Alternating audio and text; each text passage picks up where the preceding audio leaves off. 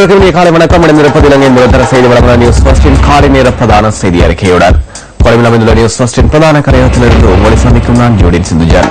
மறந்திருக்கும் இந்த நாள் இனிய நாளாக அவை அனைவருக்கும் வாழ்த்துக்கள். விரிவான செய்திகளுக்கு செல்லும் முன்னர் முதலில் தலைப்புச் செய்திகள். அரசு வைத்திய அதிகாரிகள் சங்கத்தின் தொழிற்சங்க நடவடிக்கை இன்று காலை 8 மணியுடன் நிறைவு. அரசு பாடசாலைகள் 3ஆம் தவணை விடுமுறைக்காக மூடப்பட்டுள்ளன. தமிழகத்தில் தொடர் மழையினால் 50 லட்சம் மக்கள் பாதிப்பு.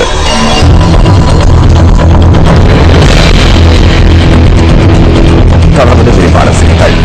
அரசு வைத்திய அதிகாரிகள் சங்கம் நாடளாவிய ரீதியில் ஆரம்பித்த தொழிற்சங்க நடவடிக்கையை இன்று காலை 8 மணிக்கு நிறைவு செய்யவுள்ளதாக சங்கத்தின் ஊடக பேச்சாளர் நவீன் சொய்சாத் தெரிவித்துள்ளார். இம்முறை வரவு செலவு திட்டத்தில் அரசு ஊழியர்களுக்கான அடிப்படை சம்பளத்தில் திருத்தம் மேற்கொள்ளாமை, ஓய்வூதியத்தை ரத்து செய்தமை மற்றும் அரசு ஊழியர்களுக்கு வழங்கிய நிவாரணங்களை குறைத்தமைக்கு எதிராக நேற்று முதல் இந்த தொழிற்சங்க நடவடிக்கை ஆரம்பிக்கப்பட்டது. தொழிற்சங்க நடவடிக்கை வெற்றிகரமாக முன்னெடுக்கப்பட்டதாக அரசு வைத்திய அதிகாரிகள் சங்கத்தின் ஊடக பேச்சாளர் டாக்டர் நவீன் சொய்சாத் தெரிவித்தார். அரசு வைத்திய அதிகாரிகள் சங்கம் இன்று காலை 10 மணி அளவில் ஜனாதிபதி மைத்ரிபால சிறிசேனவை சந்தித்து இந்த பிரச்சினை தொடர்பில் கலந்துரையாட உள்ளது. அதனை அடுத்து பிற்பகல் 1 மணிக்கு நடைபெறவுள்ள மத்திய செயற்குழு கூட்டத்தில் நடவடிக்கை எடுக்கப்படும் எனவும் டாக்டர் நவீன் சொய்சாத் தெரிவித்தார்.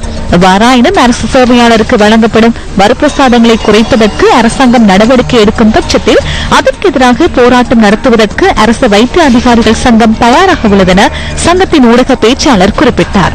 இதேவேளை நேற்றைய தினம் முன்னெடுக்கப்பட்ட தொழிற்சங்க நடவடிக்கையினால் நோயாளர்கள் பாதிக்கப்பட்டிருந்தனர்.